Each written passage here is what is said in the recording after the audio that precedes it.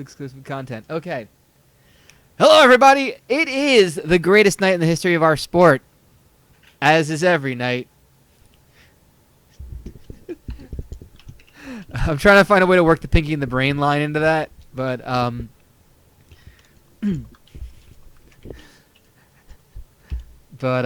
well. So it is the G-1-900-909-9900. I think so, Bray, but I prefer space jelly. Could we create a team called Space Jelly out of 2 members of the WCW Universe roster? Probably. I figure anyone from the Sex Dungeon of Doom has the jelly part.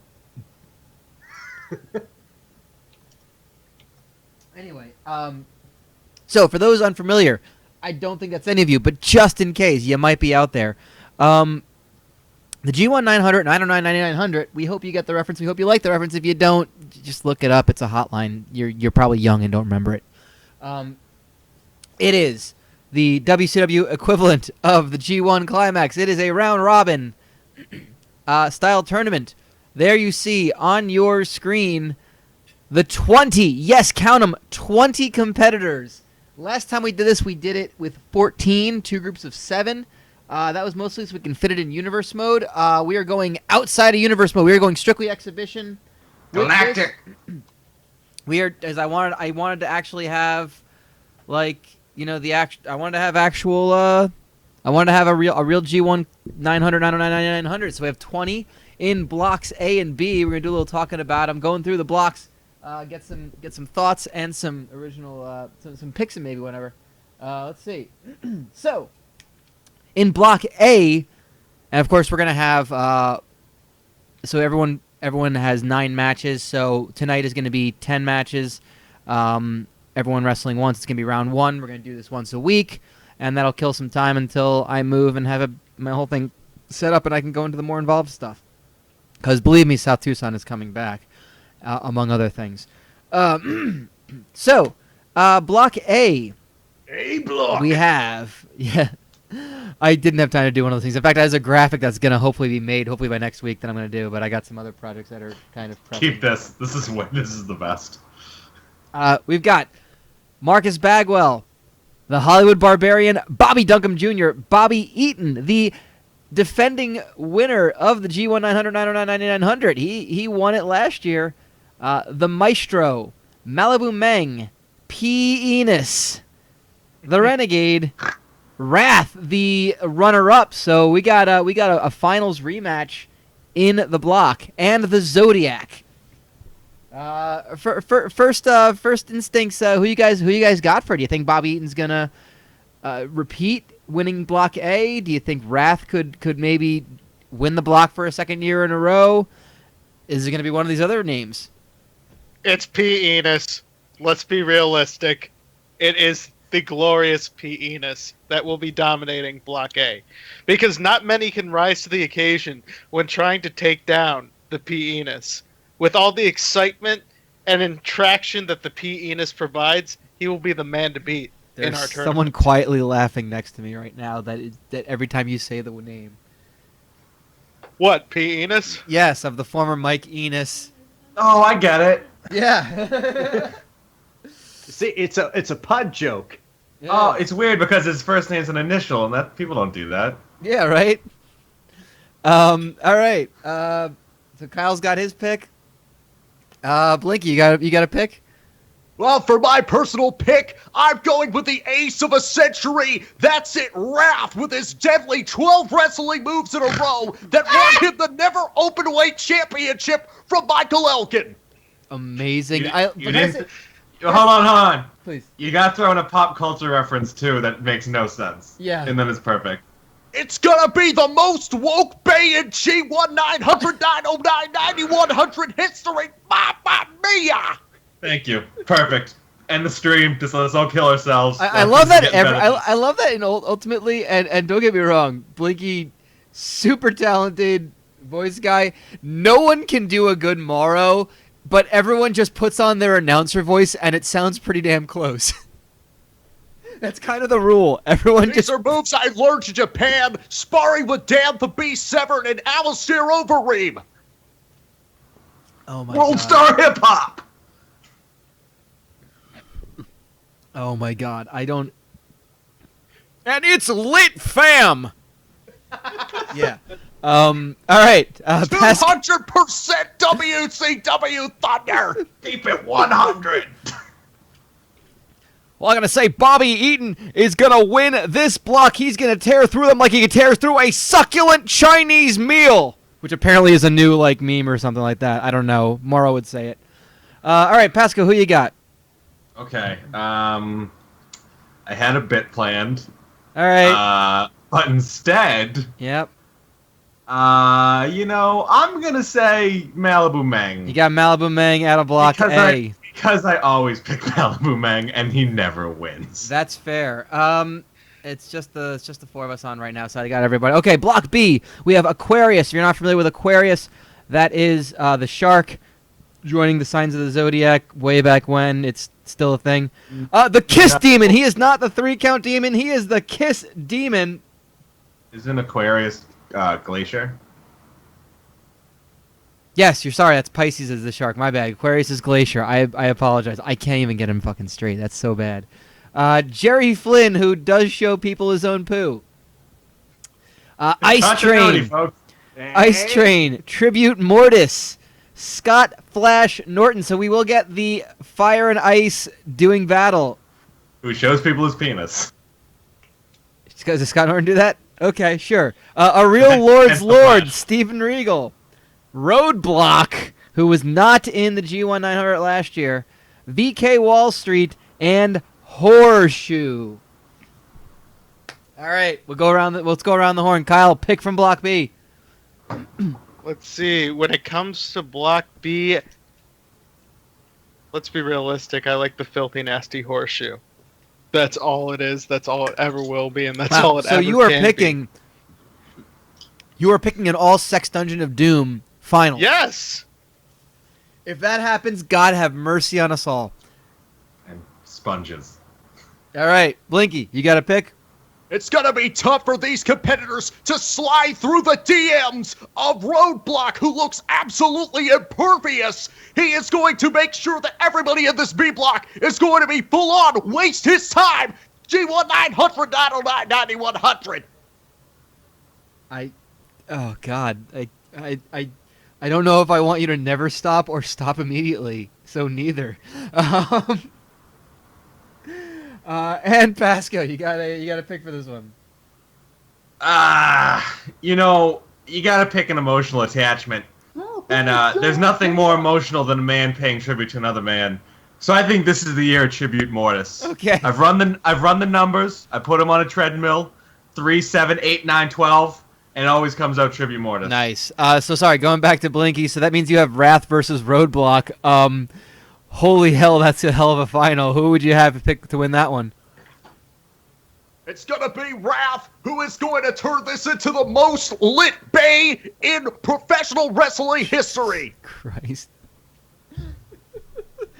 Oh my God. Wow. And Pasco, that means you have Malibu Meng versus Tribute Mortis in the finals. Who is your pick to win the whole thing? Yeah, I put about much thought into it as an ESPN analyst, so. That's fine. That's fine. I just think it's bullshit. The Maestro won't stand when someone behind him is sitting. Wait, is that I think happening he's now? I don't know. He won't Just making stand shit up. while conducting. Yes, thank you. That's which is a problem because no one can see him now. Yeah. It's just like, who wants to see a bunch of assholes just playing the cello? All You right. just see a guy directing them. I think it's time to get things started. And here's how we're getting things started right off the bat with the Zodiac taking on Wrath. We've got 10 matches for you tonight on stream. Just going to go through them all. We've got the Zodiac versus, out of Block A, Zodiac versus Wrath, Meng versus Bagwell, Bobby Eatin versus Bobby Duncum Jr., P. Enos versus the Hollywood Barbarian, and the Maestro versus the Renegade. Out of Block B, Real Lord's Lord Steven Regal versus Whore-shu, Roadblock versus the Kiss Demon. That is going to be your main event tonight. Jerry Flynn versus Aquarius, Scott Norton versus Tribute Mortis, and VK Wallstreet versus Ice Train. Great matches all around. What are we waiting for? Let's get things started with a former WCW champion, the Zodiac, taking on a finalist of the last G-1-900. Wrath, how about we go right to it?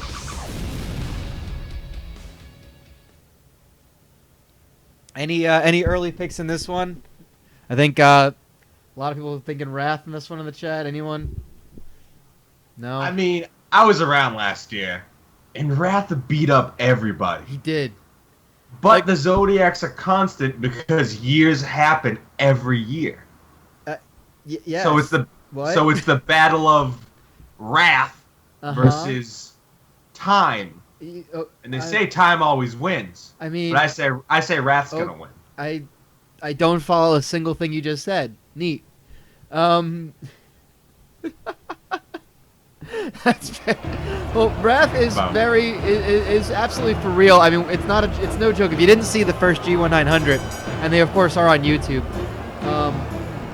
youtube.com/IRMstream, then you will see that Wrath utilized his deadly finisher, which is basically 12 moves in a row. He just would hit people with moves after moves after moves after moves after moves.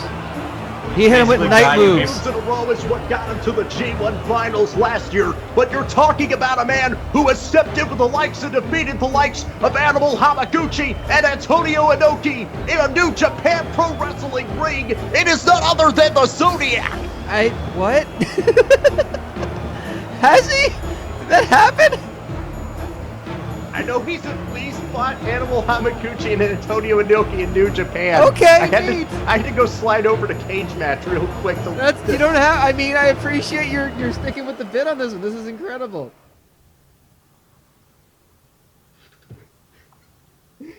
Oh my god. Well, the 12 Ocean Kuroshis, he learned that move in Japan in a row. Fucking hell. 12 that Japanese moves. And there he is. That is Wrath. In the very strange, bull-themed gimp getup. I don't know. I downloaded these guys so many years ago. I believe the Zodiac has had as many gimmicks as we have competitors in this G1. I believe you on that one. I absolutely believe that. Alright, how many can we name? Well, the Disciple, the Zodiac, the Man with No Name, the Man with No Face. Wait, that was after the parasailing accident. Booty Man. The Booty Man. Booty Man. And his famous finisher, the high knee. The high knee. The high knee. Folks. Oh, that's clever. That's clever. Folks. Hey. Here we go. Getting things started. No bell. Going old school on this one. Every match, 10-minute time limit. 2 points for a win. 1 point for a draw. No points for a loss. Everyone wrestles 9 matches. 1 a week. So we can get 10 matches today. I think we're going to probably move to Wednesday next week. Well, keep it. Well, this is going to be weekly. I guarantee you that. I'm thinking it's going to be Wednesday. The problem was I literally just got the cap card yesterday, so I had to get it set up and make sure it was working before, like, promising a stream. But yeah, that's the plan.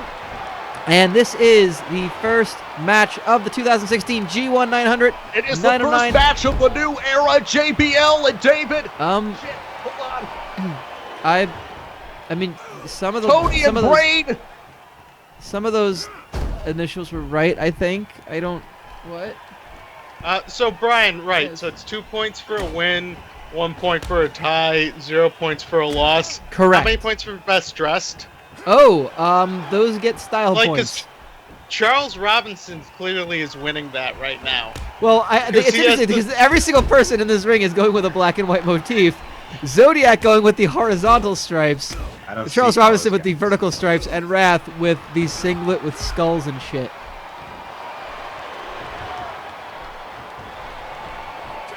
Well, Charles Robinson clearly wins because his vertical stripes look very slimming, and he goes with the simple black pants rather than anything complicated. Like Zodiac with his bizarre zebra pants that make it look like he's got a pair of eyes in each butt cheek. Fucking Wrath, of course, famous for his famous feud with Keiji Muto, otherwise known as the Great Muta. Oh, God damn it. Who, as we should remind you, lost clean to Ernest the Cat Miller on a WCW pay-per-view. Oh my God! Why must you remind us of this? It's the single most irritating pact in professional wrestling. Oh my God! Just like learning that when you take an attitude adjustment on a smooth river rocks from John Cena, you'll bleed out eternally. Mamma mia! Jesus, it's not worth the Mamma Mia. Holy crap! The Djibouti man from 518. Christ, what a great thing! Oh my God, no! And picking him up, Wrath got him in kind of a torture rack sort of backbreaker position and drops him right on his face. And a standing STO. He's trying to string them together, going for those 19 moves in a row. And an eye poke will stop anyone, no matter what their momentum, dead in their tracks.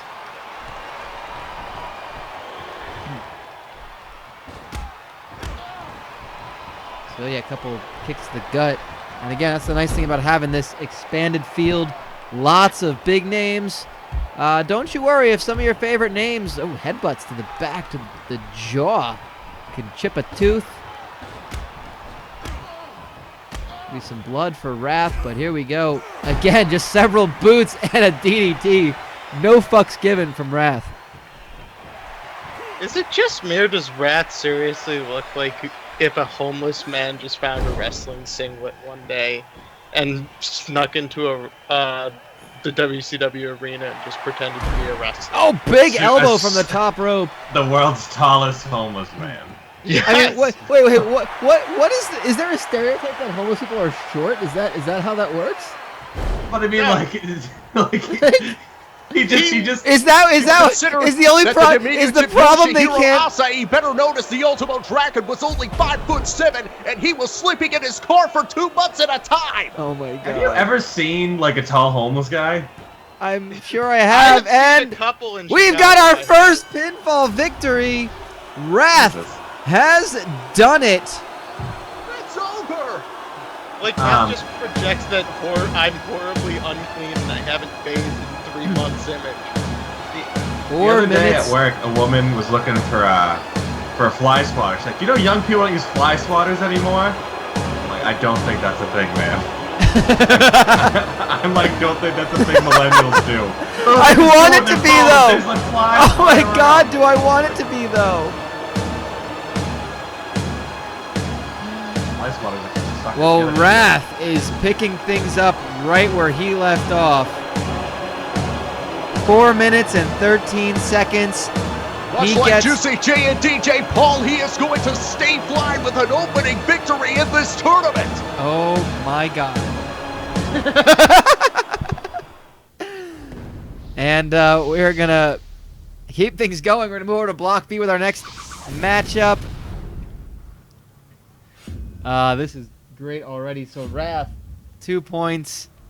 First win. Important to get things started off on the right foot. Just a quick thing. Can folks... has video been solid? Have we been good with video? I haven't noticed a problem. I mean, it's been just fine. Okay. Has anyone checked Twitch to make sure we're good on there? I just want to make sure we're all good, because again, this is kind of a new thing. I swear this won't become like, I won't be doing this like every dang stream for a while, but cool. Booyaka, booyaka, he's on a competitor's program. Video on Hitbox is lagging, no skips or nothing. People seem to be saying for the most part that we're good for we're good for Hitbox. Can someone check Twitch and make sure we're good with that? Oh, Twitch runs better. Okay, so Twitch is working for you as well. Excellent. This is all good. This is very, very good. I'm happy. If you're watching on Twitch, hi. Why didn't you join us on Hitbox? Huh? Nerd. Huh? Well, just to kind of tell you what you've been missing, here's a real Lord's Lord, Steven Regal, taking on Whore-shu. Yeah, you didn't get that back on Twitch, did you? Half man, half prostitute, Whore-shu. Half man, half. Wait, what? Yes, he's half man and half prostitute. I mean, I heard Man, you. I half just. Half I'm man, more- half manhole. No, I think he's all man prostitute. Hi, everybody. He's all man. He's the man horseshoe. Oh my god. No, we're on Twitch right now in case anyone didn't come over or didn't realize that we made the switch to Hitbox, even though it was kind of painfully clear that we were. Oh, okay. Sorry. Yep. Yeah. Will, I just saw you. Yeah, you're coming on. Yeah. I think we should have a group vote. All in favor? Alright, he's on already. Sorry. Too late. Ah, damn it. Nay. Well, let's get things. Let's just get right to it. We have a real Lord's Lord, Steven Regal, taking on Whore-shu. Whore-shu is gonna get the suck through those boxer shorts. What? Oh God! Well, I don't Steven know. Regal is going for a bout of dogging tonight, so. You know what? This is better than the actual Morrow. I mean, these days it is. Yeah. It is. Honestly, I would rather have RJ do his Morrow impression on the Cruiserweight Classic than I Morrow. am Trevor Burbick.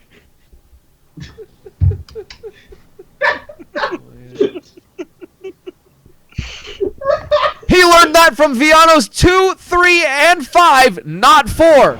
Can we please sit the boxing people I'd forgotten about? It's like I want to hear like Mike Tenay lines about the Luchadors, but said as Mauro Ranallo. Oh my god! Another Houdin Conrana. His mixed martial arts grappling from the prodigy DJ Penn. Prodigy. Oh my god. Well, hang on. Morrow at least knows the people's names. It's not like Morrow is like a simpleton. I'm not sure Are what. you, Why saying would, are you saying DJ Penn is not a real person, Will? I'm saying DJ According Penn to is an Mike MMA fighter. Goldberg is. Okay, hang on. I actually do need to find that out. We see if DJ Penn is a Sherdog profile. I hope so. Pretty lady. I don't see a DJ Penn. Hold on. Sherdog. RJ, are you familiar with the Mauro Ranallo game that Ben Pasco has? I don't know if he's invented or at least he brought it into my world. No. So the Mauro Ranallo game, if you're not familiar with it, what's that? It's the pop culture references, yes, it was brought up earlier. Is that what it is? Okay, that's what I get. So It's the game. Moro, what SUCC is. I don't get that. Apparently it's time to wake up the Gimps as somebody. Cosmo. I'm on pins and needles for this anecdote that Ben Gordon was going with here. No, it's the Mauro Ranallo game, just you shoehorn in pop culture references. Oh, that's a game? It just seems more like an activity. A fun activity. Well, fucking calling it an activity just makes it sound like we're serial killers. You guys want to play a fun activity? I don't Wait, understand. we're not supposed to be serial killers? Wait, what? Taking pictures of women and just what their skin looks like? That's like something Can we have murderers one do. stream where you don't mention that's what serial the guy that killers? Serial killer in the dating game did. Can we have one stream where you don't go on to your strange obsession with serial killers? There's nothing strange about the idea that killing someone and consuming their power. Grow up. And Well, start no, things off with a yeah, nice come arm on. ringer by a real Lord's Lord Steven Regal, Oh God. who is I guess that's Horseshoe's jacket arm. So working that. Oh, knee right to the nose, and right to the mouth. That's his sucking mouth. I'm gonna try to keep that going. No, I'm not. Did you know there's penis lipstick? What? I mean, Horseshoe does, but did you know? What? What? I'm not making this up. No, we didn't hear you. We're asking you to repeat yourself. The what wasn't incredulous. What do you think it is? It's lipstick you put on your penis. Why? I don't know. Wouldn't that be penis stick I instead like of it, just- lipstick? You can get it for $1 or $2 on Amazon. That's And a all I girlfriend. know. Jeez, that's a steal at twice the price. Is it just to like break up a marriage? Like, hey, want to get out of your relationship? Easy with a confrontation? Penis lipstick. It's all the convenience. Okay, I think that is a confrontation. It's all the It's a convenience of styling- infidelity without the enjoyment of getting your dick sucked. Does it go on the tip? I can't imagine it not, but it's not. I don't know if it's explicit in the description. Speaking of serial killers, we have Ted Cruz here in the audience here today. Oh no, Morrow, no. Oh god, no. Not a thing that's happening. This is really He's going to defend his serial killer IWGP Championship. Do you think Ted Cruz only knows the words yes and no? Oh my god, why didn't we? Why did Rosemary West in a handicap match? We already had his. 9. We already had him in a match. Why didn't we just call him Zodiac Cruz? Oh damn it! It's time to put him in a suit, Ryan. Oh, okay. Maybe yes, no. Wow, big. Oh He's god. become the corporate champion. The Half Zodiac Nelson Cruz. suplex. Whore-shu getting dominated. Yes, I know what I said. And just a reminder that everything that Whore-shu touches, covered in jism. Also, I have not mentioned this before, but all matches tonight, 10-minute time limit, standard one-fall matches. Don't worry about the monotony. The round 1 and 9, so the first and the last rounds, will be singles matches. Select matches between 2 through 8 will all have stipulations. I have not decided what they're going to be. I have not assigned them yet. I'm going to do those randomly. That way there's no sort of unfairness. But there might be a week where all the matches are hardcore matches. There might be a week where all the matches are table matches. Who knows? I don't know. Do you know? Nobody knows. So just to kind of shake things up a little bit.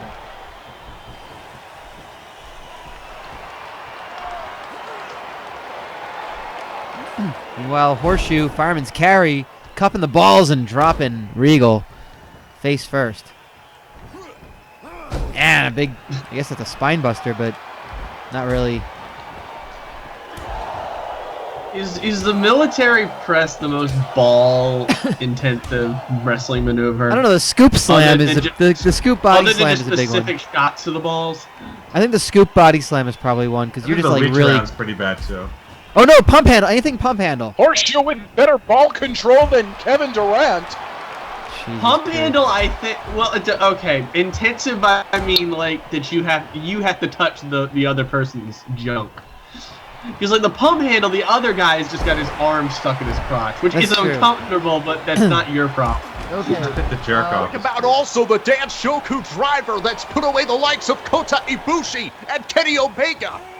Oh Which my remember, God. if Kota Ibushi wins the CWC, oh, bridging suplex, 2 count for Whore-shu. If Kota Ibushi wins the CWC, that means unofficially Dan Shokudino wins the CWC. No. In my heart of hearts, the transitive CWC champion is Yoshihiko. Oh, also true. Yes. The lightest. And CWC probably weighs, in yeah. the world. I don't think Dan Shokudino clocks in under 205, but Yoshihiko does. And he certainly doesn't cock under 205 pounds. Oh boy. And stomping a butthole into the chest of Real Lord Steven Regal. Best I could do on short notice with that one. And God only knows what he's gonna do to the butthole once he's done pounding Have it. sex with it. And sidewalk slam, sidewalk familiar territory for Whore-shu. This is my new character called No Subtlety Ben. I did great. I like it. Why not? Is Whore-shu just like? Is he a man who likes sex a lot, or a sexual deviant? Or I think the latter is if I had to choose. Yes, is the Like- answer. like- And What he I'm gets the saying win. is- He is a man who likes winning a lot. Well, I need to put labels on it, Will. because I want to know if he's all about consent, or if he might just be a rapist. Well, Your Will, pants let's- right. Horseshoe doesn't play by your rules Right. of society, Will. Also, bad idea to have a rapist, so let's just not. Yeah. Let's not have that. Your I'm- winner. I think that's He's very literal with his name. He is a whore who enjoys shoes. He is half man, half prostitute. Um, It's And all Sure. Tony Atlas. Yeah, let's go with that. Your winner in 5 minutes and 37 seconds. Whore-shu. Just put his stick into airplane mode. As long as he doesn't put it. He's a whore. As long as he doesn't put it into air supply mode. They're back too. What'd you think of that match, Australian soft rock duo Air Supply? Whore-shu's big into consent. He gets express written, expressed oral, written oral, expressed oral. No, he gets the whole deal. Everything's laminated. And then just jizzle. Oral everywhere. Express. The Oral Express. Save that list. Save that name for something. Yeah, we're doing. I really just wanted to affirm Son of a bitch. that he was a consenting adult. He is a consenting adult. Oh yeah, he It wasn't like to be like, let's create this new dimension of Whore-shu where he's a rapist. No, I just wanted to confirm. I prefer that not he's not to. a rapist. Since when did Buck Zoomho take over the Whore-shu gimmick? Oh my god. Now. He was a statutory rapist. Let's be clear on Whore-shu this. trained by Fabulous Moolah. Oh Jesus. We're getting too real. What a power couple now. Well, the next one lasted. We made a return for one night only, and well, Be sure to catch us on our new television providers at Pop. I mean, this is intentional right here. But Buck Zuma, I think Buck Zuma even promoted like those like really skeezy like women's wrestling things, where they're like wrestling in pools, like pretty much one step above boxing, or maybe one step below. Yeah, what's worse? Like, what's more degrading? Shitty female wrestling or foxy boxing? You know what I mean, right? It's And just like- the real answer is fucking your daughter until she's in her 30s. Okay, you know, we're having a fun bit. That just make it look So, too real? you know, Did I just... I'd like to just point out that the chat's been pretty much awesome tonight, and none of us have been acknowledging them. We have someone in the chat who has We want recently to thank seen. everybody in our WCW Universe. There's someone in the chat who has recently seen Air Supply in concert. How was it? I must know. I definitely was want something. That shirt. I just want a shirt that just that picture of Air Supply. Like, no contact. Just that. For some reason, Malibu Meng coming out to Real Lords music. But whatever. This is Block A action. Malibu Meng not happy about his music. He specifically asked for girls. I give to you a gift of Malibu. Drink it in, Meg. Yeah, that's totally the thing. Drink it in, Meng. Someone, I think it was Mr. Priceless who made that reference earlier on. Love it. So great. Well done. Drink it in, Meng. I'm on a mission, and that mission is to win the G-1-900-909-9900. No bits. Okay.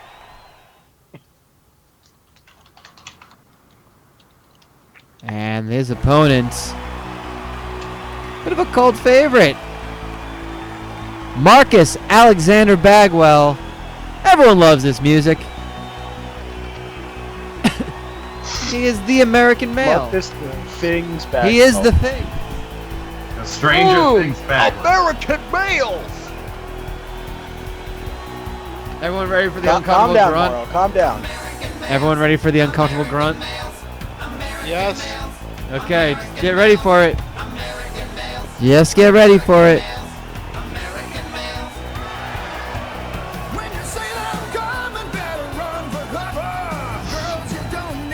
Wait for it. American male. America Mouse. America Mouse. Roll in the chat. Roll Fizzle Beef is like, United States man! United States man! I'm right He is the quintessential Georgia Bulldog, Marcus Bagwell. Can I write a little bit of legitimate backstory about the American males? Yes. Perhaps produce a new sister act to Air Supply. The American males got booked together because Marcus Alexander Bagwell and Scotty Riggs were both booked to do an AHA music video in the early 90s.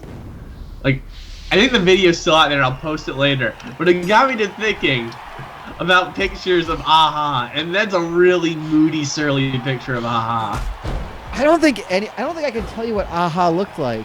That just looks like an album cover. I'm not feel like that's like really anything.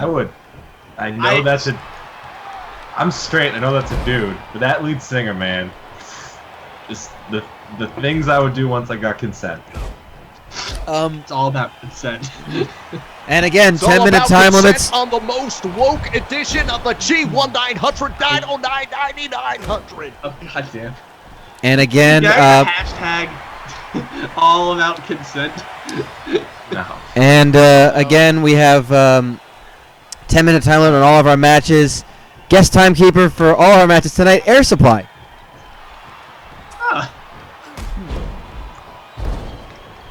And they seem very intent on doing a good job. They're watching that clock.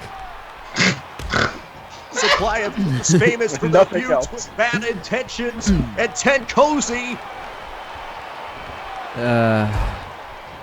Beautifully Man. content to be forced to stare at that clock For all eternity. for You minutes, literal well- minutes. They died years ago inside because they are all out of love. They have no more love. And an armbar from Bagwell trying to work down one of the body parts of Malibu Meng. Go behind. Oh, it's him right in the back. Goes for the rear waist lock again. Lifts him up and goes for the leg. Now, if this spills out onto the apron, the hardest part of the ring, who do you give the advantage to in a match like this? God fucking damn it. Air supply. Air Supply, yeah. Yep. You know, I feel like we're all just shitting on Morrow for the CWC. I love Mar Renal. I don't. I love him. That we're kind of ignoring the I fact do, in a that completely unironic sense. we're kind of ignoring the fact that Daniel Bryan is absolutely awful on commentary in the CWC, and I refuse to change that opinion. You see, this is where I disagree. I kind of like Daniel Bryan because it's refreshing to have somebody that like actually like addresses moves and psychology in a different he way. doesn't. Yes, he does. I I feel think like I'm really missing does. that. I'm missing that when I'm vomiting during his wows. That would get on my nerve. I can understand that. That's like me. That's like when we get mad at Mauro Ronaldo for his 50th like Meat Mill reference. I want to punch him in his spectacle That you're face. missing the good stuff. Yeah. Like, How about him explaining last night about how like Rich Swann, fuck you spoilers, watch it live, about him like TJP saw him limp a little bit, that's why I went after the knee, and the camera didn't catch it. Just Daniel Bryan just making stuff make sense, explaining like like him watching Zack Sabre Jr. explaining why everything hurts. That's the shit I like. That's to be fine. fair, It's like, this is I feel like I just hear him similar gushing complaints about on shit. different people. Sorry, Brian. No, that's fine. I just feel like I hear him gushing about shit, and that's it. Yeah, we'll refrain from any sort of spoilers of this week. So that's fair. It's only been like one. Brian night. does get like infatuated with like everybody in the tournament. He's the Magic Johnson of fucking wrestling. Yeah. He just puts everything over left and right. Like it doesn't matter Who who is you our are. Bill Walton of professional wrestling commentary? Mongo Donovan, or Dusty. Dusty. Oh man, I guess Dusty. It is Dusty. It is Definitely Dusty. is Dustin. Like the great line. What are you thinking if you're Eddie Guerrero in there? Well, baby, I think I lost a lot of weight. Jesus Christ, that's a great joke. That's Also, an I love excellent with the joke. CWC how someone on Twitter, I don't remember who, the joke was like, whenever they say their favorite wrestler is Eddie Guerrero, they mean Chris Benoit. Because like Shit. everyone loves Eddie Guerrero. Everyone's favorite wrestler is Eddie Guerrero. Just like, no, you mean Benoit, and I love Eddie Guerrero, but Benoit's definitely who they mean at the time. Or at the very least, you mean both, but you You really can only say one. yeah, you can't say Benoit anymore. And Like, press like, slam by Malibu and a headbutt to the ass. He just headbutted him right in He the just ass, headbutted him on the apron, the hardest part of the ring. in the hardest part of the butt. The coccyx. Fuck the apron spots, okay? I'm so sick of the goddamn apron spots. Hey, but what about Death of Shrimp Daddy? The apron spot is way overdone. If the apron spot is the hardest part of the ring, people need to start doing pumps on the apron because it doesn't make a difference to the live crowd. You're just putting it over. Like, you have to sell that the apron hurts more because you can't visually see it hurt more. I don't think you need. I think it sounds different when you land on it. I think that's more Ronaldo. Okay, do you want me to ask some people? Because I can ask some people. I don't need to know if it hurts more. I understand that, but I have to think about it in the context of what is under a wrestling ring, and I don't really like to think about that when I'm watching wrestling. I have no idea what you're trying to say. I just think the apron. You know what's under Underneath the ring, wrestling we have ring? Martin Shkreli's copy of 36 Chambers. Hornswoggle Studio Apartment. Hornswoggle's mini This exchange, fighting spirit. It's a Inside chess the ring. game, and they're both trying to stalemate. And 4 minutes left Malibu in Meng, the the clock. bullet dad, claw back of victory in this contest. Well, he's stuck in the rings. Can I get a poll going about the apron spot? I think I'll be wrong. No. I just want to get a poll going. I mean, look, did they overdo the apron spot? Of course they do. But It's not that I don't think it's effective in moderation. It's just, man, everybody's doing it. It's like everything will get on my nerves if too many people are doing it. It'll even out. It always does. Yeah. Will hate super kicks. Remember when That's everyone was what it doing sounds a like. Canadian destroyer? I hate bad super kicks. Remember when everybody was doing the Shining Wizard? Remember when everyone was doing like incredibly unsafe Japanese finishers, Everyone like was the doing- burning hammer and the Gonzo bomb on the Indies? Remember? I don't remember that. Remember when everyone was doing cocaine and all died in the early 2000s? Does anybody remember laughter? Yep. Oh shit. Indeed. Does anyone remember that feel? What the fuck? Is this his finisher? Just walking around with him? Oh, it's a choke slam. Do you remember the 5th of November? Do you Alright. remember Do the you time? remember? I'm gonna ask Gordon this. Miracle. Do you remember the time that Katsuyori Shibata? Because Gordon's watched wrestling more than about as long as indie wrestling. First apron spot ever. Is it Punk and Aries? Like on the apron? That Death Valley I Drive honestly that still can't remember. still is disgusting. It's the one where Punk turns. Spoiler alert for a thing that happened 10 years ago.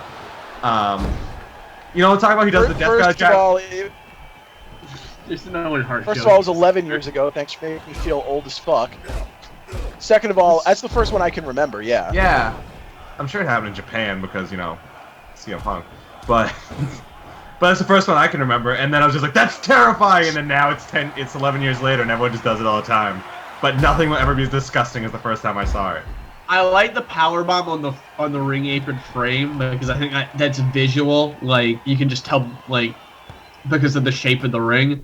I just think like overdoing spots on the apron, it just looks like any other move in the ring, and I don't think there's enough sound like differential. And Meng you wins. really have to like. Sorry. You're saying? Ming is the winner. That is my pick to win the tournament because I am a super genius. And Were you a baby genius that's grown up to be a super genius? No, he is not name Angelina is- Jolie's father. go fuck The- yourself. The Is villain it- in Baby Geniuses young 2 is baby John Voight.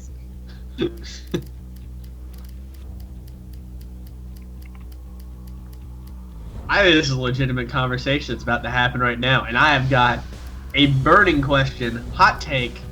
Which are better?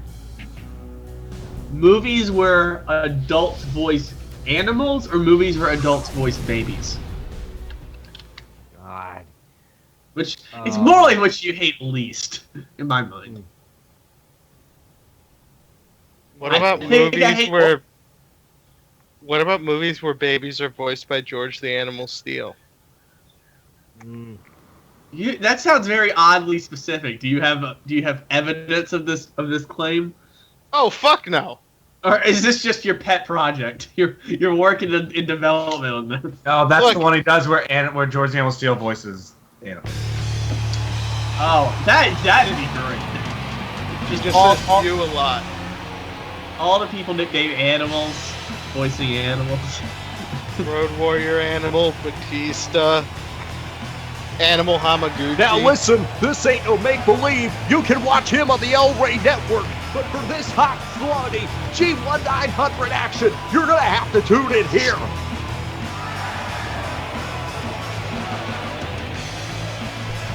Okay. Holy shit, Jerry Flynn's mullet magic. It's all those poops.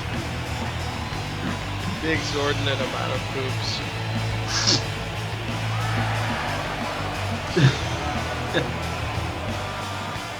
Like, what's Jerry Flynn's pooping regimen?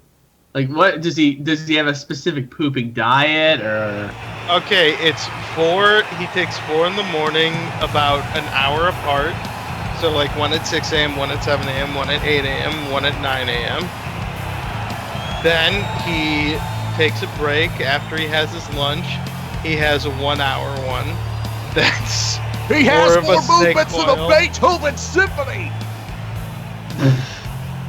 Then there's the 3 o'clock one, which is the post-lunch post-poop. And then there's the 7 o'clock post-dinner poop. And that one lasts for 20 minutes, and then he has to go again every half hour for the next 2 hours. Does anyone remember why Glacier is Aquarius? Signs of the Zodiac? Yeah, but what was the continuity that was like pre-Ben? That's me. That's very vain of me to use my name in the third person, but it's a question. I just figured I need a little clarification if you were also including Big Gordon in that. It's pre. Yeah, I don't remember either. The So. Benz. Here's the Benz. It was pre us. He's just a sign of the Zodiac. The car. Yeah, I just figured he joined up with the signs of the Zodiac. He saw an opportunity to join a group of like-minded individuals. A stable which expansion really sort of timed out when the economy collapsed. This is amazing. I wish the end of his entrance would last longer, because it's like somebody forgot the last one. Oh yeah, he's got snow. Just dump the remaining snow they had set up for the entrance all at once. Oh shit, we have to make it a blizzard. I still remember the makeshift. I still remember the very awkward makeshift entrance that they did for Glacier at King of Trios, where they just set up a ladder next to a fan on top of a pole, and then they just poured out laundry soap. That's what Glacier has to do with Aquarius. I thought it was potato It was flakes. glorious. No, I distinctly remember seeing like a box of laundry detergent. Now, I'll say this. For some reason, I have a memory of an old Tope Kukuyo where Marcus King Kong Dowling described a Nitro party where you would use potato flakes to do Glacier's entrance. Jerry Maybe Flynn's it's kicking the shit out of Aquarius. Yes, that. Oh Jesus, that was brutal. He's just beating him. He's just kicking him. You see that he was kicking and stuff was coming out. He was kicking. It's almost like he was kicking Jerry Flynn is substance out of Aquarius for a moment there. Why does Jerry Flynn involved with poop again? Is because he kicks the shit out of people as he just poop his pants. I don't remember. I remember because looks like he took a dump. because that picture. No, the picture of Jerry Flynn that has become popular. It basically looks like he's the guy who's very proud of of showing off his balance. Okay, thank you for reminding me. And it doesn't help that he Yes. just kicks the shit out of people. No, the It's more shit poop, kicking is but yeah. I mean, Kicks it's the poop out of funny that. I mean, I agree. I mean, we all He could be proud of his. we all know the infamous Jerry. We all know the infamous Jerry Flynn chant. You're gonna get your fucking shit kicked in. Be disgusting. Ew. Could you imagine that? That's a nightmare situation.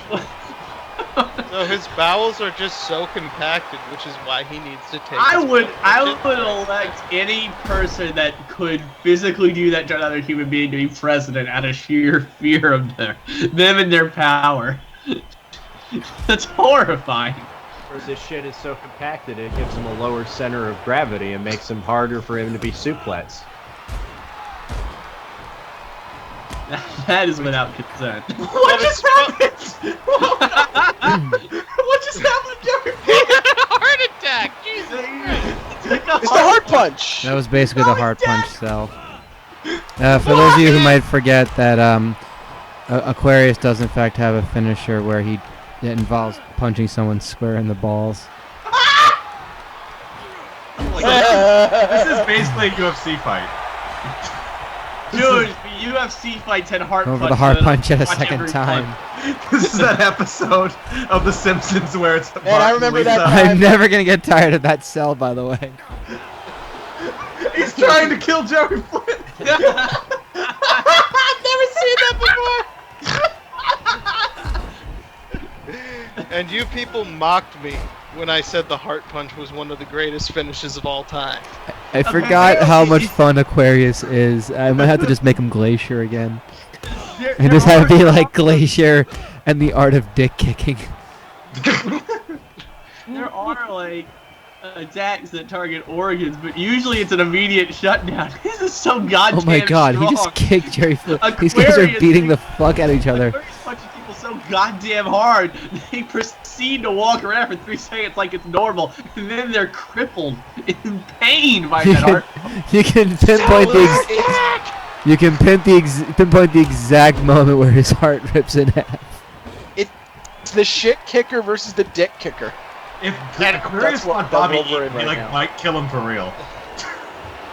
You know, And guys, I hate to bust in, but Air Supply is still not impressed. Yeah, they're just kind of watching the clock. A shame that they have to be there to watch the clock. Mm-hmm. Uppercut slam. I mean, it is rare that you give timekeepers microphones. They brought them. It's very. I haven't seen it before. Get some microphones. If we're gonna talk about getting annoyed with super kicks, Glacier should not do super kicks, at least in his old age. But he's a His, martial like, arts Hey, man. hey, cryonic kick. He's a martial arts kicks man are- though. His He's cryonic. a martial artist. Hold on. His cryonic kicks into Jakar. He's a friend of Ernest Miller. Let me finish. His cryonic kicks. No, on why? No one's Jakar been able was to a- all night. His cryonic kicks on He wrestled in New Japan. His cryonic kicks on. He also wrestled in UWFI. His cryonic kicks when he was in Chikara. He also wrestled in Big Japan Pro Wrestling. As did the great Intercontinental Champion Ahmed Johnson. I'd like to note for the So last. what about his cryonic kicks, Will? Really? You want to know about his cryonic kicks? Kick his basement. This bit doesn't involve you, Pasco. Do you want to know about his cryonic kicks when you're in Chikara, Kyle? Yes, I'd like to know about his cryonic kicks. His cryonic kicks while he was in Iceberg was Chikara. replaced by Oh D'Lo my Brown. They didn't. Okay. Yeah, that's what I get for bringing up anything. His cryonic kicks while he was in Chikara were like the worst ever. Like, I think he like missed Vince Gerard by like 6 inches. It was terrible. At least he didn't break anyone's nose. Fair That point. was right on the money. I remember a match she had with Colin and Vin where they both got busted open hard way at that. It's actually my favorite match I've seen on Universe Mode in a while. And including the break. Oh, he's fired up! Oh my god! Armbar. I am seeing eight so much stuff that I've never seen in this game. Honestly, we could see a heart punch finish. I mean, there have been 2 already. I guess I mean, it'd legitimately. be a great the heart story punch and a finish, gut buster. This is like. And Aquarius gets the win. His shit is Yeah, Aquarius. Was this block A or block B, Brian? B. Alright, Aquarius is my new pick to win the whole thing. I like Aquarius too. The heart punch is a life finisher because it's actually killed human beings before. Kill a guy. Yeah, the heart punch has definitely killed people before, so I like Aquarius because he is the move in his arsenal that actually kills human beings. Ox Baker made a career of it. Literally, he got infamy because he was the man who killed people, which is what they would book him as when he came to the new territories. Now, if I remember the story correctly, it wasn't the heart punch that killed him. He hit him with the heart punch, and then he just had a heart attack. Like it wasn't It was the hundreds of stabbings. Yes. Damn. Well, if you're talking about Ray, if you're talking about Ray Gunkel, basically he overate like a motherfucker before the match and got the heart punch and died of a heart attack shortly thereafter. You got the D. All right, next match. Strap in, everyone, or should I say, strap on? It's Now, the Hollywood. God. No, go ahead, Will. no, what were you saying? No, sorry, go ahead.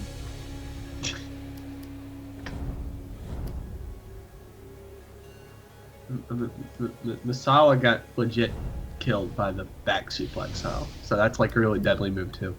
That's supposed to be a second. That's at it. Penis. There is no harder competition. There's no harder for competition for this block to overcome than P. Enos. It's still funny. Because we're children. Does anyone else think that the Hollywood Barbarian in that screenshot looks like Tommaso Ciampa? A darker Tommaso Ciampa, but I could see it. Oh yes, obviously. Okay, as long as you aren't saying that they are identical twins and the Hollywood Barbarian look exactly like Tommaso Ciampa, I could see it. Oh, that's what I'm saying. Oh, man! Now, Rolf Fizzlebeef is asking, could P. Enos squirt through to the finals? Better, I got 50 grand on it. And I bet on it. Limo arrives. I also have no idea why this is music. What music The is Hollywood that? Barbarian stole some guy's car. Some guys. Never heard of them. Albert, if your He car stole, is a he stole limousine, Ghost Carriage's car. Both of Yeah, them? yeah. Those caras. We've never heard of this Albert guy. Is that like Prince Albert? No, he only stole Uno car. Oh, okay. And now Mr. Conway Twitter. Dude, how are Barbarians rocking that hat? He looks like Manny Andrade, or whatever the hell his name is. That's like what his real entrance is. Yeah, just no suspenders. That's how you know he's Mexican. What? Dude, the suspenders. I'm telling you, it's definitely the suspenders is the finishing touch to be like... Because they want you to know that he's from Mexico. And they want a visual thing for it. It's the suspenders. This sounds insane, but I know exactly what he's Just talking give about. him a He's right. Chicharito jersey. Look at Jesus. Suspenders, knew was Mexican. Oh, man. All of If I Los need suspenders, Barricos wore I it. think I'm still in right. And time to get uncomfortable, y'all. why would I be uncomfortable? That's a P. man. Enos is about to enter the ringside area. Oh, I forgot he does like a jerk off motion with his hand. Yeah. He's Slowly just- stroking it. Just Slowly stroking. exercising his wrist. What's wrong with Stroke that? it to the left. I stroke it to the right. It's like that whitest kids you know sketch with the slow jerk. You never make him touch. Yeah. I'm telling the boss. Boss! But you never finish! You never look at me while you're doing it. Oh, that feels so good.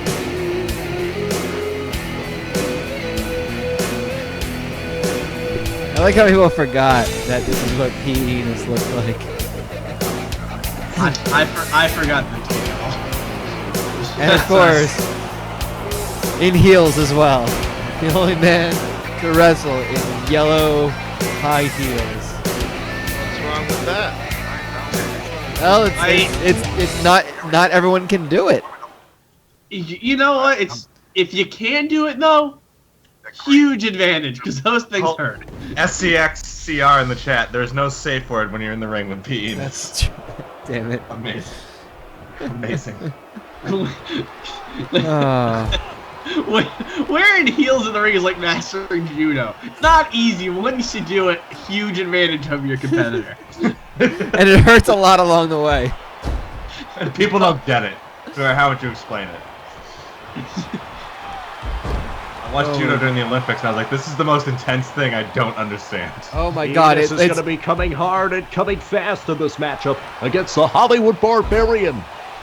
Judo in the Olympics was insane because it's like you can only win 1-0 except for all those other ways you can win. I know. It's like I don't know how and then like the overtime is so scary. Like I kind of got it, but yeah, exactly. Competitive judo is like once you like if you get taken down you lose. Right? Yeah, it's called a nippon, and it's basically getting a throw that puts your opponent in in a completely prone position, more or less. And you can win Speaking by, of, arm bars and stuff. Like yeah, there are like submissions. But you don't. I know. Like if you score like a takedown, and your like opponent isn't flat on his back, but like he kind of rolls with it, or it isn't, is able to kind of scramble with it. It's not like you may get like a lesser score or something like that. Oh, it's 100-0, but yeah. But it's like a half, like you have 50 or something. I don't know. It's actually not 100. It's 100 because the one is like there's like 3 levels of points. Like rugby, which by the way is my favorite part of the Olympics, and once it ended, I really stopped watching it. Like that took me 3 games, and I figured it out completely. Judo, I would watch so much and be like, I still can't. I was like, oh, I figured it out that something would happen. Like, oh, I have no idea. Yeah, I was so ready to get into team handball, and then indoor volleyball was easily the most fun thing to watch. Oh my god, so good. I want to find the club stuff and watch it like on streams. I don't like I like the women's handball more than the men's because the men's are they're just throwing it as hard as they can. Like it just isn't as fun. Oh yeah, the women use more finesse and more like targeting. Yeah, I like how physical it is. You don't expect it to be physical. Oh god, do we freeze? And there's like a foul on every single thing. There we go. But I think rugby was by 1,000%. I remember I went to a party and just everyone was talking about rugby and how it was like the best. We were talking about the Olympics and everyone watched rugby like it's so good. Sevens are full. Olympics was 7s. I don't think what I call the other one it's not called full rugby, but you get rugby union. But yeah. Rugby union. Oh, German suplex. Oh, that's unfortunate. Oh, that's an unfortunate camera angle. Yeah, rugby union. The one with. I watched some of the English Premier League rugby. Yeah. Which is rugby union in full. Yeah. It's just kind of like it's like kind of watching an eternal option offense in football. It just goes back and forth forever. Like he's gonna pitch it. He's gonna keep pitching it. He's gonna keep pitching it. He's gonna keep pitching it, and maybe he'll get the outside. No, he's not getting the outside. All right, do it the other way again. It's competitive. Kill the man with the ball. Basically. And pretty much kill the man. Apparently, the way to win it, kill the man with the ball, is a toss sweep. Who would have known? Pretty much. That's all you toss need. sweep, and maybe you can penetrate the middle. I was actually reading a really interesting article about Aussie rules football, which I love, and I wish. I wish they aired it more on TV where I could DVR it and watch it during normal hours because it's in Australia and I'm asleep then. That they're trying to experiment. In Australian rules football, there were no rules, just right. That's correct. I don't even have a follow up on that. I'm too tired to follow that up. And they're trying out a new format of the game, which is basically like Aussie rules 7s, and it's played on a soccer field level size instead of a giant oval. So it can be kind of more accessible and be played in more places. And they're really trying out Wow, did the whole like sound thing that's awesome. Barbarian is beating the fuck out of P. Enos, by God. the way. He just booted him right in the face to the point that the sound fucked up. So what's the difference between Australian rules football? Giving a good beating to that P. Enos. Is it like a combo of like American football and rugby? No, Aussie rules it's probably more like rugby than anything else. It's its own sport, honestly. It's completely Okay, there's fucking no bonkers. comparison. I mean, it's free flowing more like rugby is, but I mean that's about all I can tell you. That's the same. Covered by the Barbarian, and an easy victory. 5:11 the time. From what I remember, there's a lot more bouncing, and there's a lot more like there's a larger aspect of kicking the ball than there is in rugby. There's an aspect the of only kicking way the ball. the only way you can play the ball is by drop kicking it, or kind of volleyball sort of underhanded like punching serve thing to it. Those are really the only ways you can play the ball. If you kick it and it's caught long enough, you get what's called a mark, which means you kind of get to free kick it without someone in your face trying to disrupt you. The way you score is there are basically 4 poles. You want to drop kick the ball between the 2 middle ones for 6 points. If you ever want to see very good examples of marks, go watch Jeremy Howe highlight clips. And I then love that you know someone listen for to that. all the terrible puns from the announcers anytime he does it. Oh my god. As in, how did he do that? Yes, exactly. Oh, I bet it's terrible. And yeah, there's a lot of just great highlights and just brutal fucking hits that'll make it your new favorite sport that you'll never be able to see because you're asleep during those times. The first one in this highlight package is him jumping up so high that he knees his teammate in the back of the head and catches it. The other guy had it, Jeremy, you dickhead. That's the old Hollywood Jeremy Howe. Old Hollywood Howe.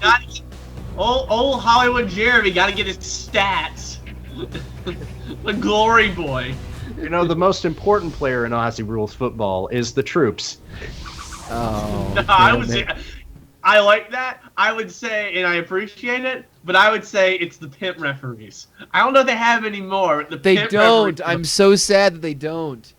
My friend, one of my friends from college and I, we always joked that would be a Halloween costume for us one year, and we just go to a party and like that's how we gesture the entire night. Hey, does anyone need a drink? Cause the booze is right over there, and then we'd signal towards the table. They do. They signal by doing finger guns, right? Kind of. It's more just a point. It's not the finger guns. It's just the points. But it very much is the old Western kind of like quick draw sort of thing. And the Potato Man himself, VK Wallstreet, no stranger to the G-1-900. He finished with 6 points out of so 3 wins, 3 losses in the first ever one. DK Wall Street looks like Steven Seagal. Does he? I think he does. It's certainly a large base. It's not quite Robert Zadar, but it's got some Zadar-esque qualities to it. Okay, that's weird, but all right. I don't know. I just saw Steven Seagal and I looked at it. Oh, nice. Let's hear this music again.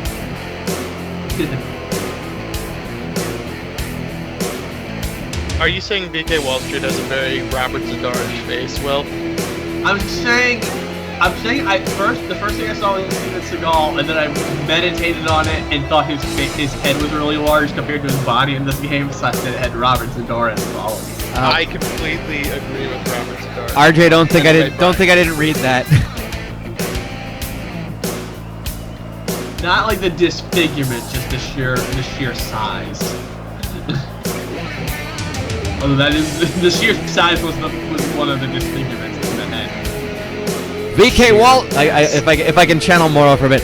VK Wall Street with wins in the last G-1-900 over the Cure Prince Iakea, the Renegade, and Tom Zank. The G-1-900, of course, An homage to the G1 climax of New Japan Pro Wrestling. It's 200% New Japan Pro Wrestling in this feud.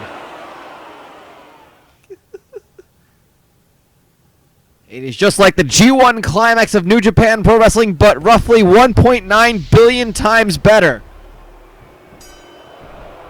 It's like Netflix, but better. Ice Train looking to occupy VK Wallstreet and get himself a victory here That's a in the bit dated for G-1-900-909-9900. Ask your parents' permission on their cell phone plan. I hear that Sprint hired the old Verizon guy.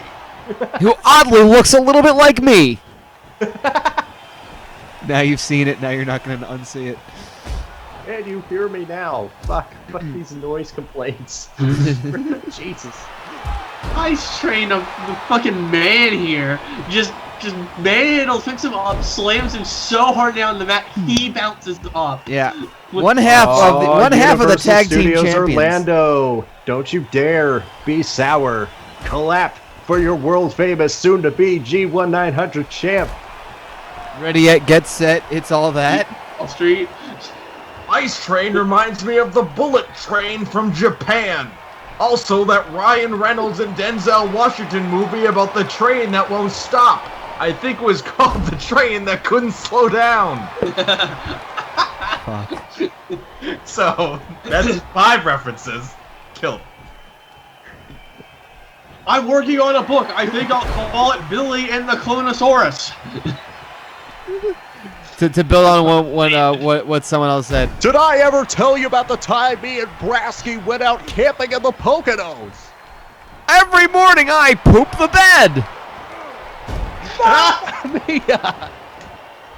Oh, that's another thing. That's what you're supposed to say. Anyway. Brian gets on your nerves for saying "wow." Morrow definitely gets on your nerves for "Mamma Mia." There I go again.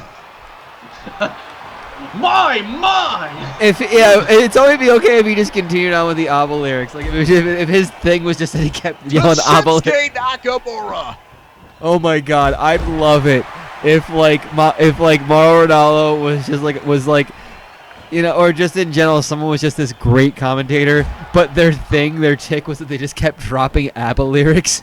Clothesline, take a chance on me. NXT Women's Champion is a real dancing queen, young and sweet, only 34 years of age. Welcome to SmackDown. It's Friday night and the nights are low. Lights are low. Damn it. I'm gonna go kill myself. We're on Tuesdays now. Oh my God. In Japan, they air on Fridays. That's how time zones work. Much like the great legendary Hulk Hogan, who wrestled 400 times in a year thanks to the Japan time zone difference. SmackDown is live from Waterloo, Iowa. Couldn't escape it. We wanted to. Oh, I'm so sorry, Brian. It's fine. #1 in Tampa. #1 in Tampa. Oh, God rest his soul.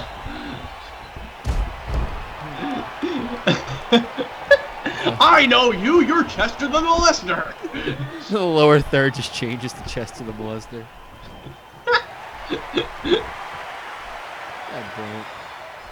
And Potato Man.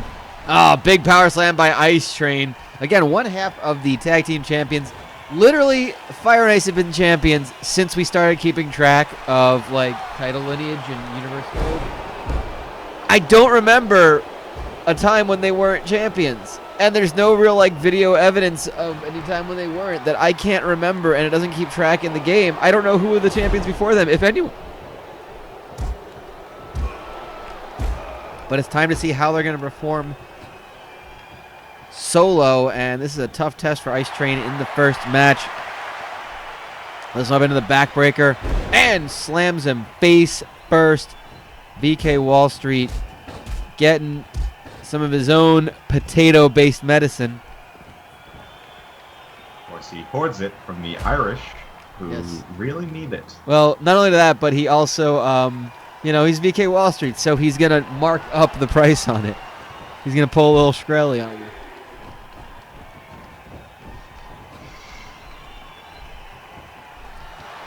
Yeah, And Fire and Ice Train just never lose. It's like there have been times like they're gonna lose. Nope, beat the shit out of everyone. They have not, like, they're the only team, like, if you go to the wiki, if you go to IRMstream.wikia.com and go to the WCW Universe page, their title history, their like champion since is question marks because I don't know.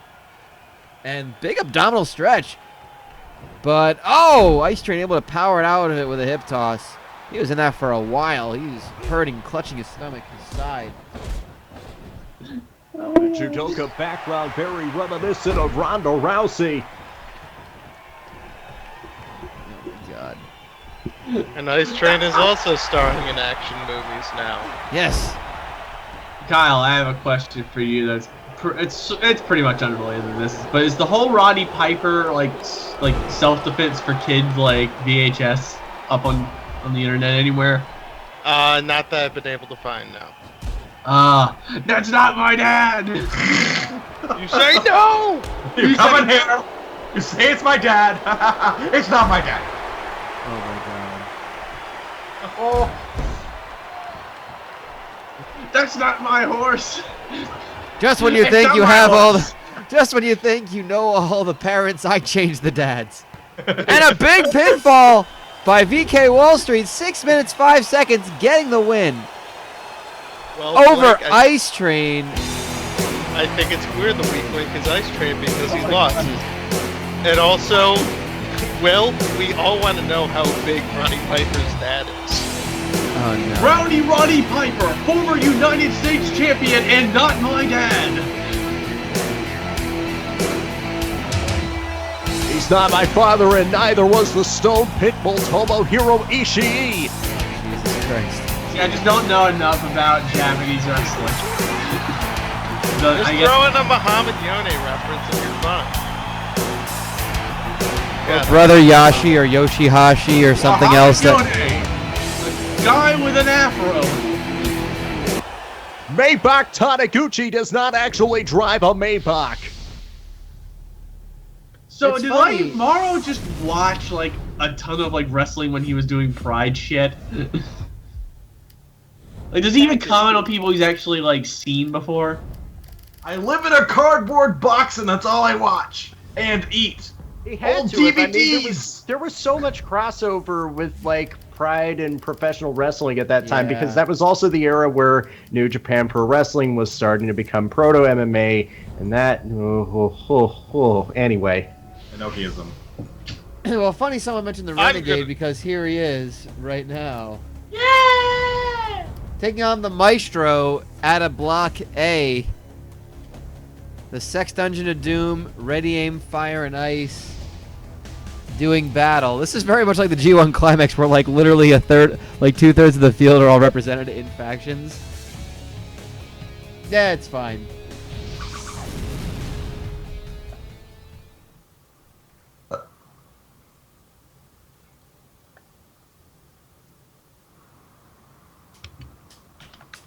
Now, in lieu of recent noise complaints, should I just have ASMR videos playing on my phone and just hold it up to the microphone?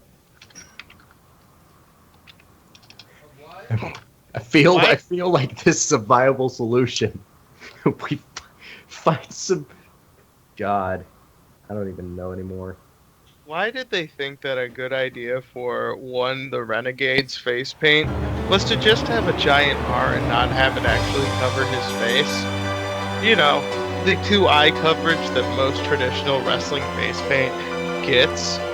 But not the Renegade, no. He just gets an R. Glorious, I won't give in till I'm victorious. Ooh la la! Glorious, I won't give in, The Maestro weird. till I'm victorious. The Maestro weird. The Maestro lost to that to Ernest the Cat Miller and whether or not James Brown would show up on WCW pay-per-view. He also liked to say lackey because he ripped off Chris Jericho. Also losing a match to Ernest the Cat Miller, Keiji Muto under his great Muta persona. That's not your gonna second lie. reminder of this hour. The friggin' The friggin' moral thing, as much as we like make fun of it, it's really hard not to do.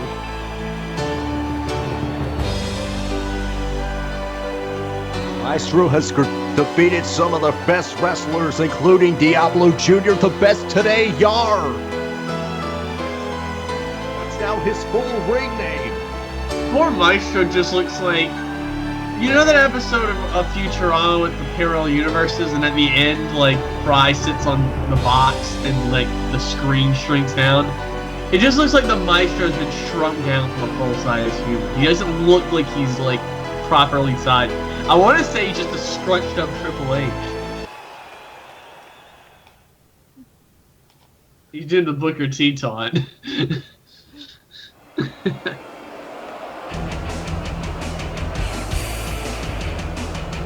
Jr., the best today. Dar.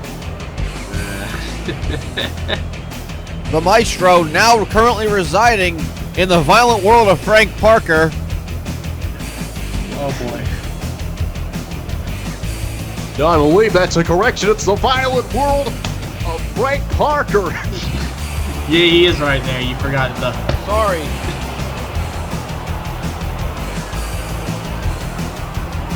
It's like if your eyes don't light up when you say Johnny Blast. Kind of hard to. I know, it's I also have too many teeth to do that. a skill. It's definitely a skill.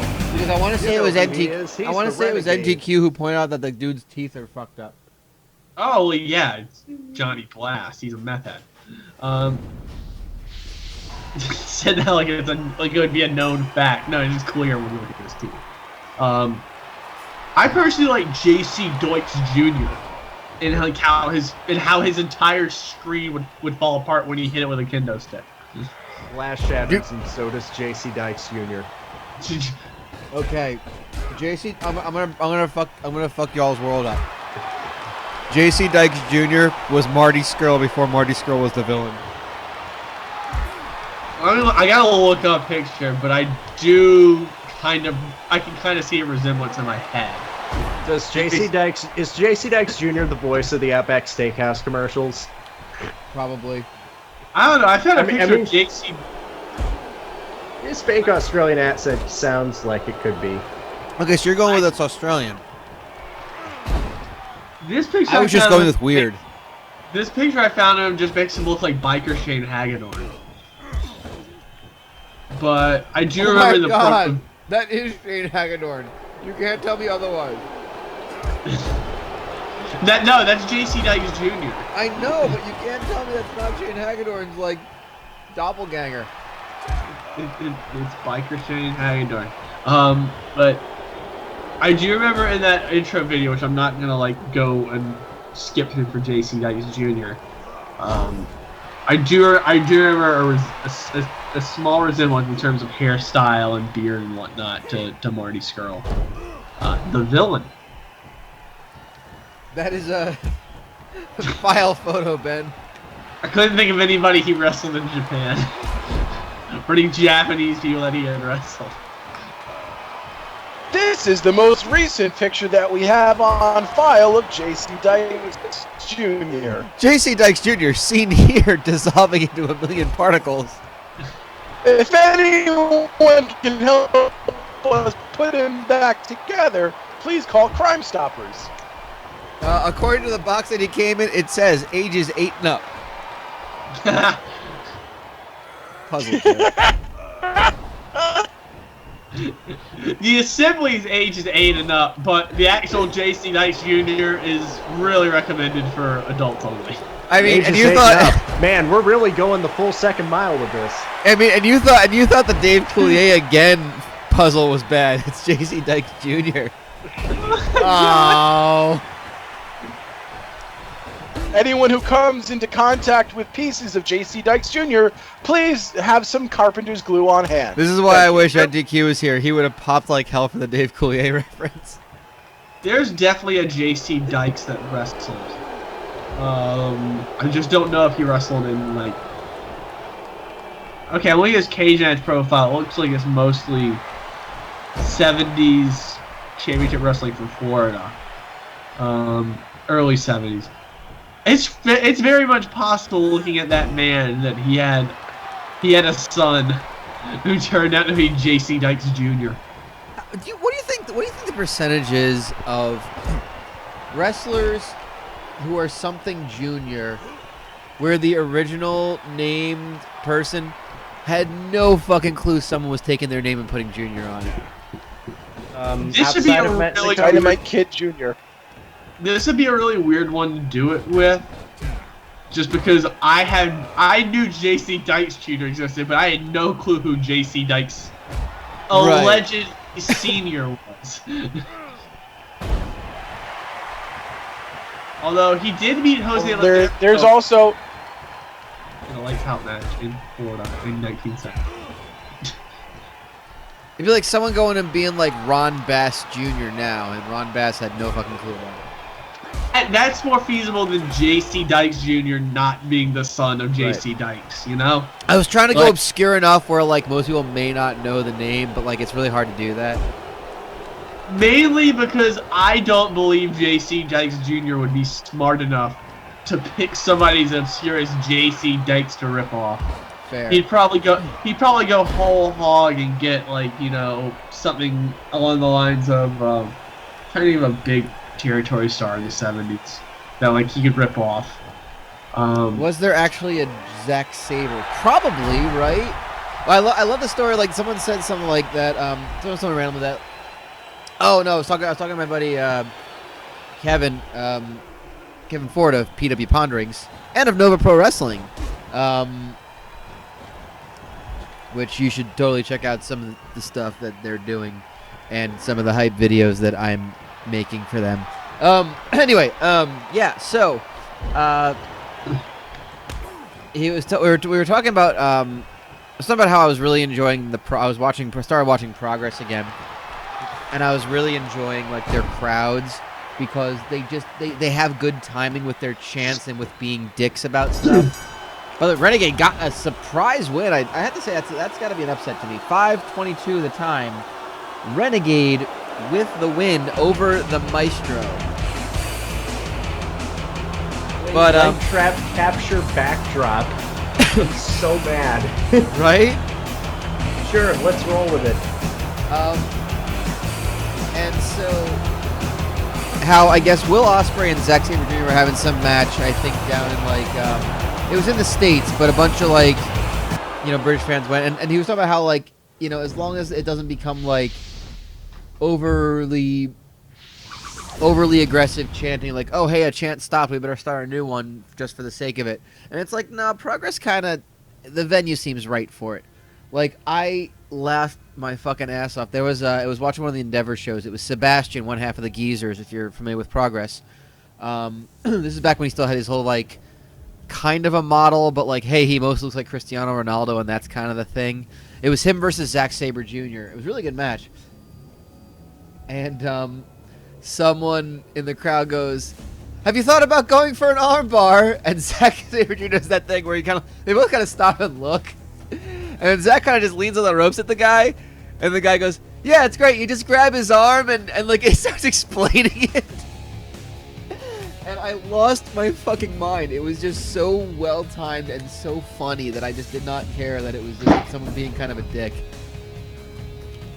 I think on the same Endeavor show, Mason Ryan makes an appearance. And like 10-15 minutes into this match, someone in the crowd goes, oh shit, it's that bloke from the Nexus. I can't believe I didn't realize. Like, just does it out of nowhere. And it was just, the timing of it was just so perfect. I don't know. I enjoy shit like that because people just, I really enjoyed yesterday's Progress Wrestling match in the Cruiserweight Classic. Oh, that was actually really fucking good. I was like, come on. People were always like, I'm super high on Noam Dar. I really like him from everything I've seen. But like his two matches in the CWC prior to yesterday were kind of like, okay, you're good, but let's see you be kind of like awesome. He had to work with one of the Bollywood boys and Ho Ho Loon. Not necessarily given a marquee opponent to shine with.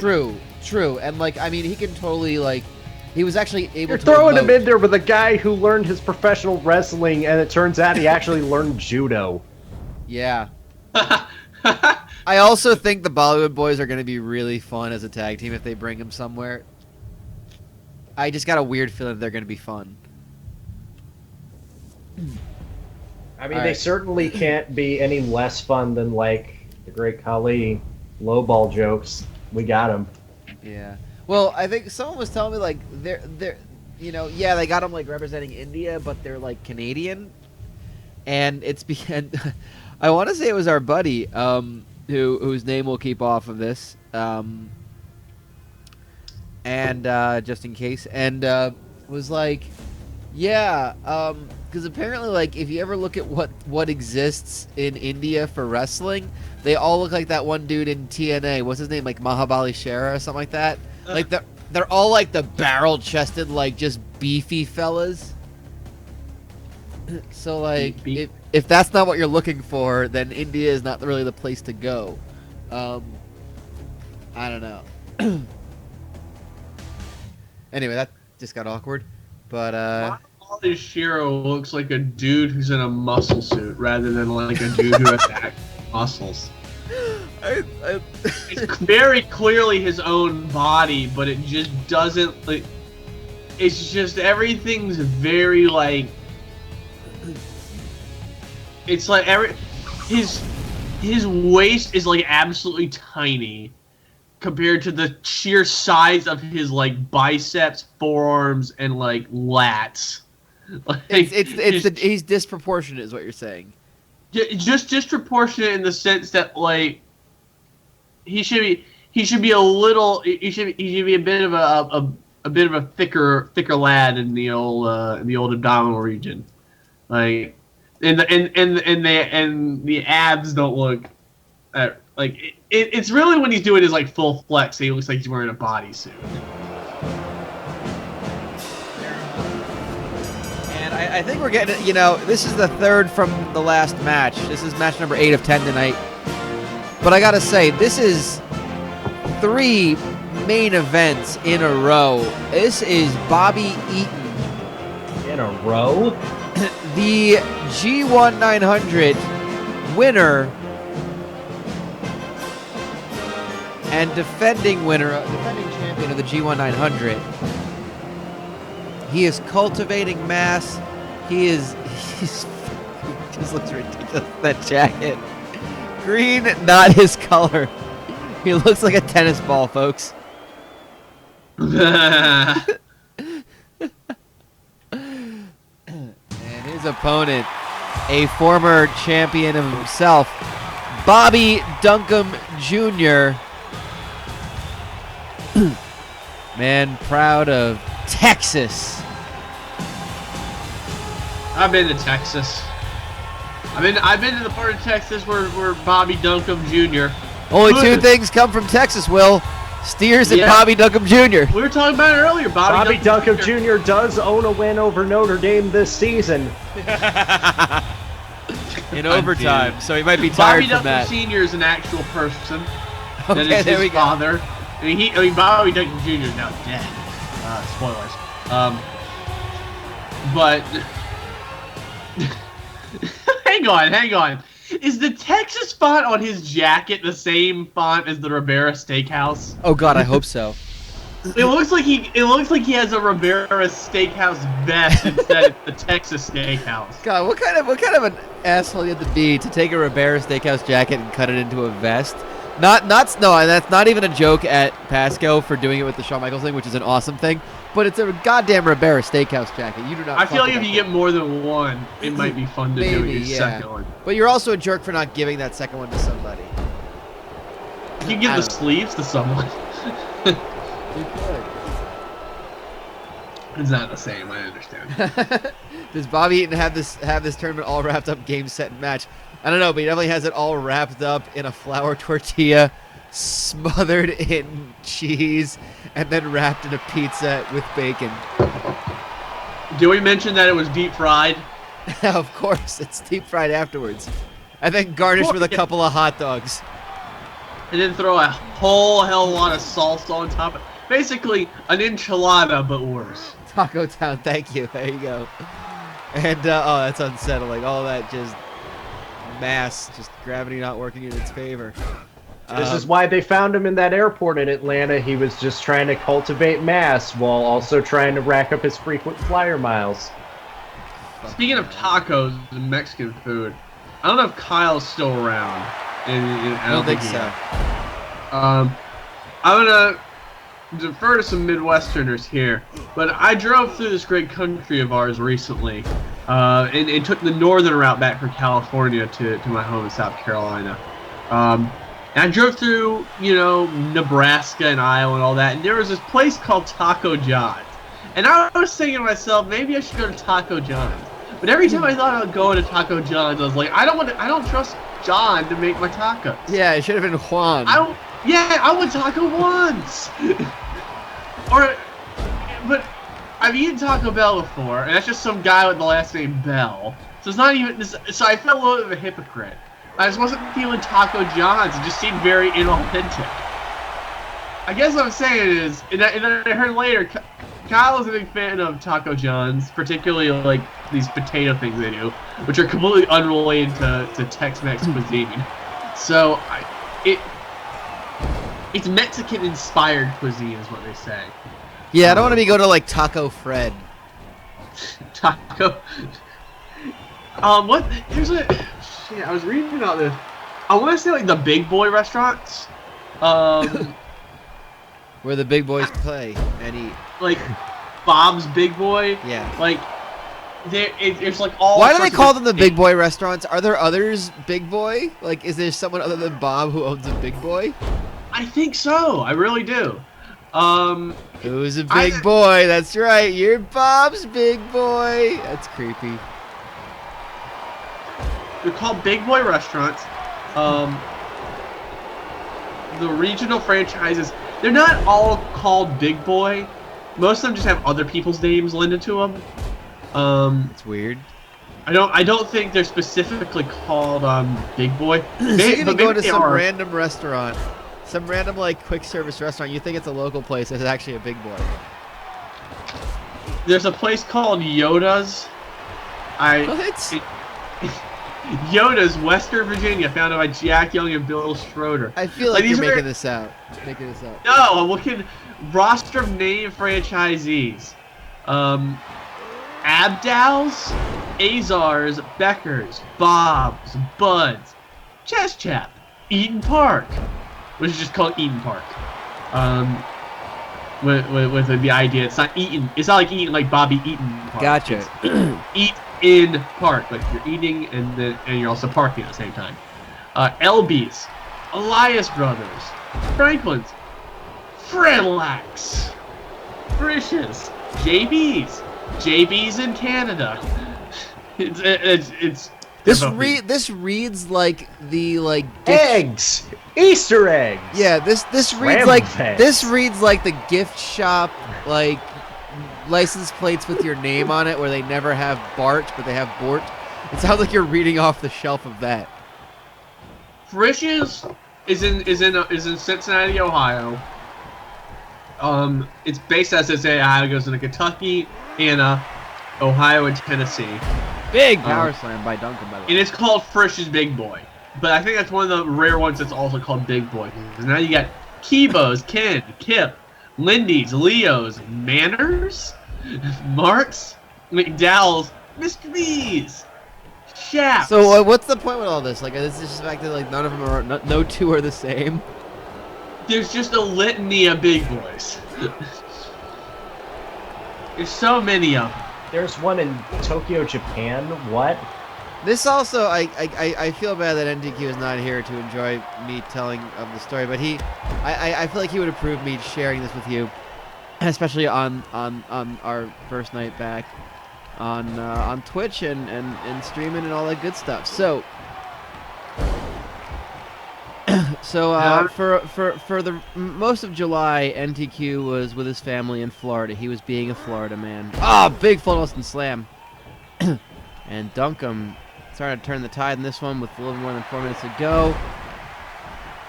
And there's oh my more God, Big he Boy is like restaurants just in Japan wiping than any the other map. country. I'm Goodness. so confused. Cover.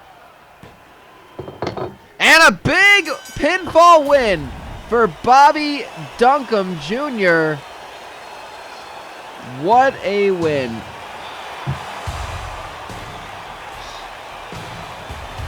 Bobby Eatin thought he had the advantage going this match because he eats a product called Duncums. He But does. he couldn't overcome Bobby Duncum Jr. I mean, you're not wrong on that one. I I swear to God, I think Duncums are an actual thing. That sounds close enough that why not? Yes, they are. I found something that's called Duncums. This is what Bobby Eatin did to prepare for Bobby Duncum Jr. Well, there you go. So one of the places when NTQ goes to, oh my God, those are like knockoff Dunkaroos. I love it. When NTQ goes to Florida, he was telling me about this place, about all the business names that are around there, and they are totally the kind of things that would inspire South Tucson businesses.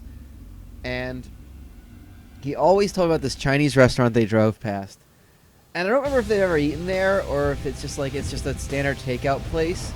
But the place is called Jeff's Chinese. Not Jeff's Chinese restaurant, not Jeff's Chinese food. Just Jeff's Chinese, because it also stands as a statement identifying who Jeff is. It'd be like calling a business Bill's a chiropractor. I want to say. Oh no, sorry.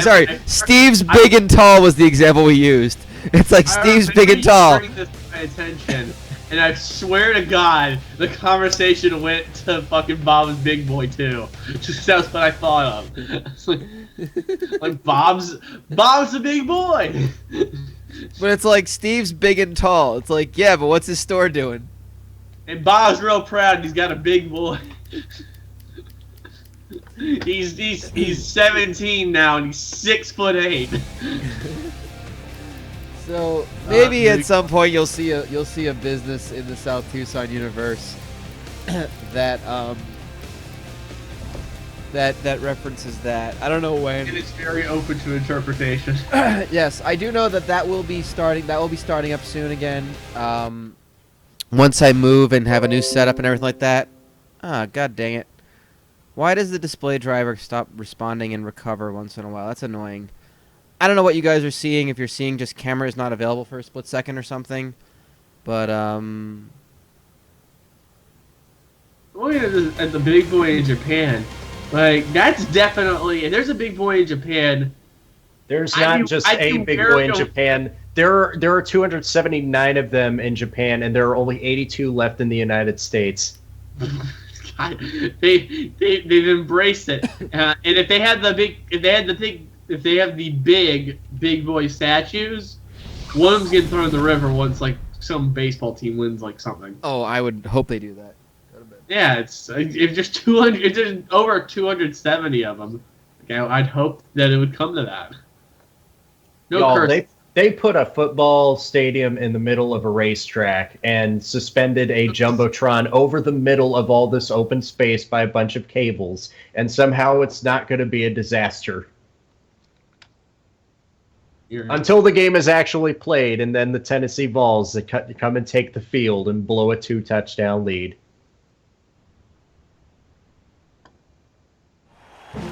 Oh, you're talking about something completely different.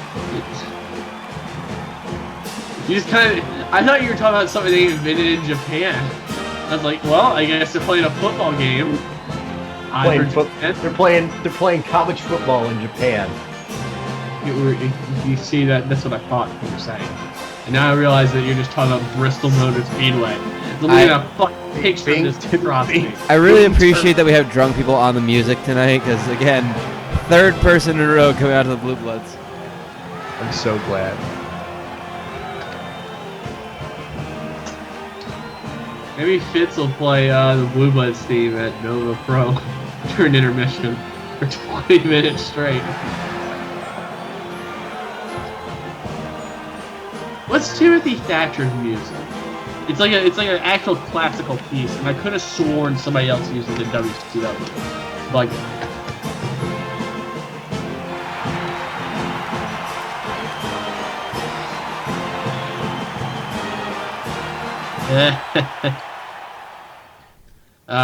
Alright, I found it. Symphony number 9. What does he use, like some sort of classical thing? Yeah, and I could have sworn it's called Symphony number 9 by Div